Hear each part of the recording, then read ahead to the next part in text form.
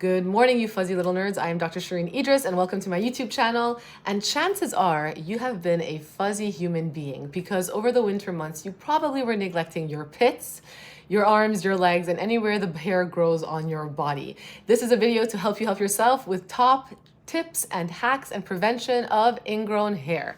I don't even know if that was English, but I am Dr. Shereene Idriss. Welcome to my channel. I still haven't had my coffee. Make sure to like, comment, subscribe, follow along. But this is going to be a quick one because summer is fast approaching and you need to act quickly. What exactly is an ingrown hair? An ingrown hair is when your hair, bing, growing out of the follicle, right? And emerges out into the world, decides to then re-enter the skin.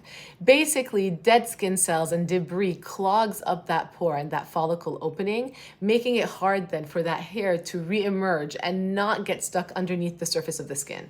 When that happens, you basically get an annoying, ugly, angry pimple, and you start to pick to try to get it out and expose it back to the world.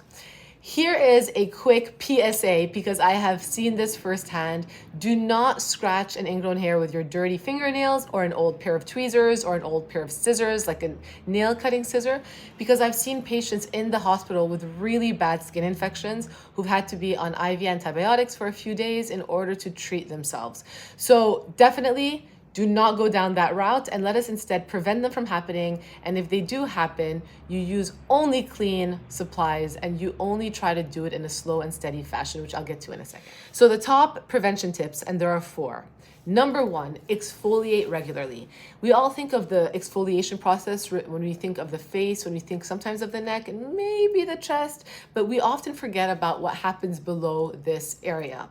Exfoliating your body can really help your skin soften. It can make sure that all of those dead skin cells do not cause a buildup, and it can leave a smoother, buffed surface. J'adore, especially before you try to do any sort of hair removal process. Amlactin is a great over-the-counter product. It comes at 12%. It is lactic acid and it is moisturizing. It is great for keratosis pilaris, those little bumps that people get on the back of the arms, but it is also great to use on a daily basis on the areas that you're going to be shaving to make sure that that doesn't happen. It retails for $12. It kind of smells bad, and that's probably the biggest issue with amlactin, to be honest with you. Fur KP Body Scrub also has one for $38. It is 14% lactic acid. It also has perlite, which is a naturally occurring volcanic rock and a physical exfoliant.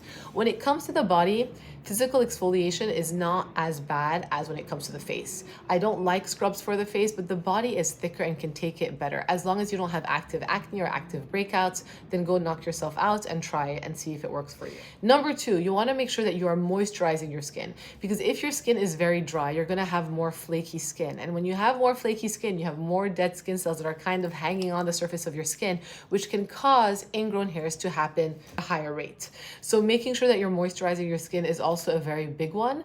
I like to do a 2-for-1 that is exfoliative and moisturizing at the same time. And bonus, it smells great. Isdin Uridin Lotion, which retails for $39, has 10% urea in it. And urea is not only a humectant and a moisturizing ingredient, it is also an ingredient that helps to make sure that your skin stays smooth. So that is one of my personal go-tos. Also, if you just want to have a regular moisturizer or your skin is too sensitive for any sort of exfoliative process, Aveeno has a restorative skin therapy moisturizing oat repairing cream. Their names are very long. Someone at Aveeno has to tell them to shorten their names because no one is getting all of that information when you say their names. But this one is $13. It has oat, aloe, and provitamin B5. I will link other ones below in the comment sections of some of my favorite moisturizers. Now, in terms of shaving, shave with care. Always use a clean razor. There is no point in trying to, use your partner's razor in the shower or an old razor that might even have a little bit of rust on it. And I've seen those in some of your videos that you guys have sent in, and even patients I've seen it from. Use a clean new razor. Maximum 2 or 3 uses and then toss it out. Single blade razors are actually better than multiple blade razors, which is kind of counterintuitive because you think you want to get a very, very close shave.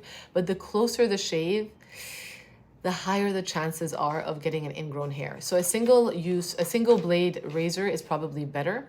You also want to shave in the direction of hair growth, and you want to always use a shaving cream or gel. Avoid stretching the skin as you are shaving, because again, you don't want to get too close and you don't want to nick your skin in the process. And you also want to make sure that you are moisturizing after you shave. There's a couple of single blade razors. I also want to say single shave razors, but single blade razors.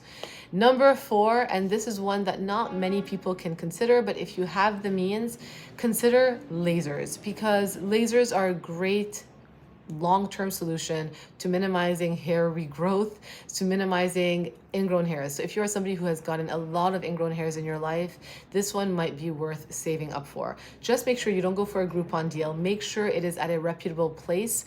The number one cause of lawsuits come from burns from quote unquote lasers treating hair removal, especially IPLs, which are not a laser. And so you want to make sure that you are going somewhere with an actual laser and you are being treated by somebody who is actually certified and who knows what they are doing, because the last thing you want to get is a burn in an area that is sensitive before summer.